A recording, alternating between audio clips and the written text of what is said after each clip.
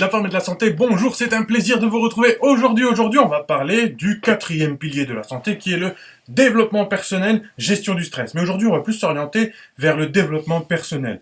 Alors en gros, la vidéo, ça sera des conseils aux jeunes, des conseils pour un peu pour tout le monde aussi, hein. Et du coup, on va essayer d'éveiller nos consciences. Vous êtes prêts? C'est parti!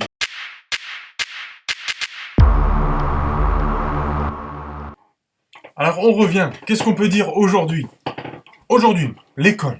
Alors l'école ne va pas vous aider dans la vie à 100%. L'école va vous aider à peu près à vous donner ce qu'il vous faut comme outil, comme arme pour lutter dans la vie à environ 10-15%, voire 20%. Par contre, vous pouvez aller chercher dans le développement personnel des outils ailleurs pour les ramener, pour vous aider à l'école. Et du coup, ces outils vous aideront aussi dans la vie de tous les jours après.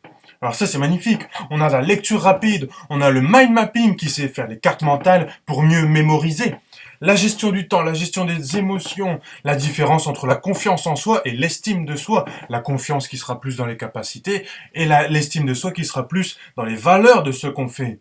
La capacité n'est pas la valeur parce que la capacité, vous pouvez faire tout ce que vous voulez en améliorant avec vos capacités, votre cerveau. Mais est-ce que l'estime de soi, est-ce que ce que vous faites représente vos valeurs? C'est ça la différence entre la confiance et l'estime de soi. Et tout ça, vous ramenez tout ça à l'école, et du coup, ça va augmenter votre capacité. Et oui, les jeunes, on y va, on s'acque dedans. Mais on évolue intelligemment. Pas on travaille, ça va ramener du stress. Du coup, ça, c'est pas bon. Éveillons nos consciences aujourd'hui, d'accord? Sortie de l'école, ce n'est pas s'enfermer dans une niche. Certes, vous avez développé vos capacités, vous avez eu un diplôme, une récompense, oui, vous avez éveillé vos consciences dans un domaine, mais vous n'êtes pas éveillé partout. Vous avez beau avoir un bac plus 2, un bac plus 4, un bac plus 6, un bac plus 10, soyons fous. Eh bien, cela vous enferme quelque part dans une sorte de catégorie, mais il ne faut pas s'enfermer dedans, d'accord? Essayez plusieurs. Moi, j'ai essayé pas mal de choses.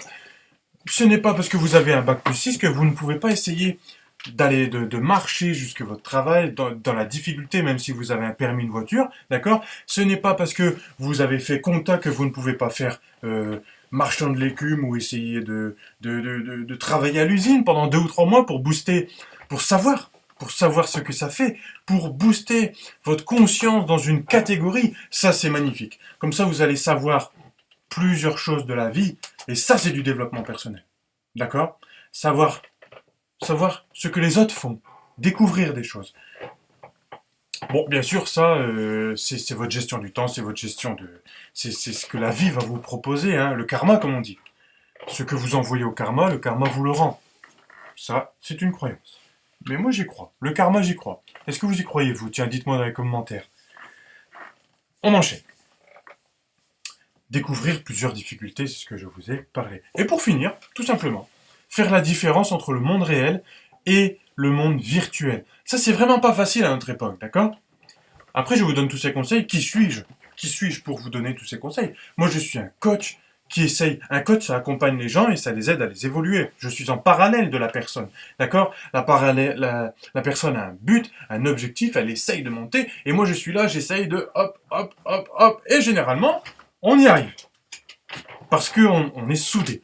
J'essaye d'apporter la gestion du temps, la gestion des émotions, quelques outils, plusieurs méthodes. D'accord? Après, la personne, selon son jugement, elle va être d'accord ou pas et elle va y arriver. Ça, c'est du coaching. Ouais. D'accord? Alors, le monde réel ou virtuel. Alors, le monde réel, je dirais que c'est la conscience, votre vraie conscience. Qu'est-ce qui est en vous? En fait, le monde réel, il est en nous, il n'est pas à l'extérieur. D'accord?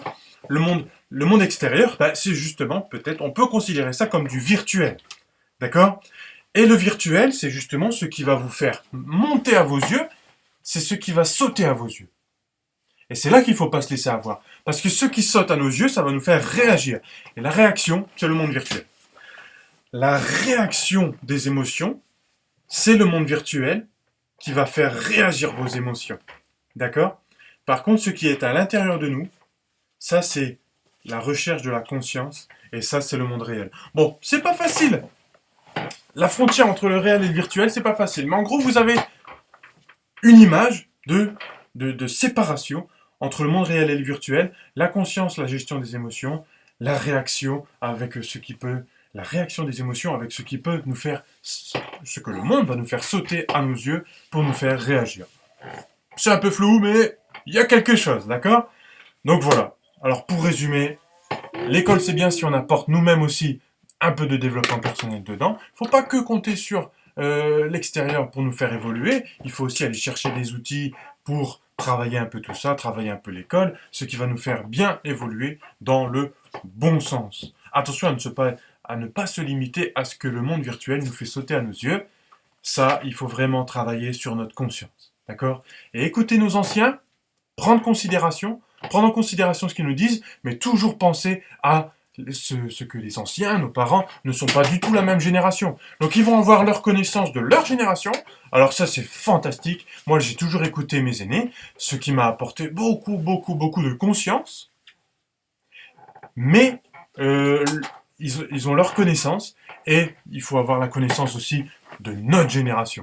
D'accord? Développement personnel, Jérém Laforme. Merci de m'avoir écouté. À bientôt. Gardez la forme. Fan de sport, bien et nutrition, je vous remercie. À bientôt.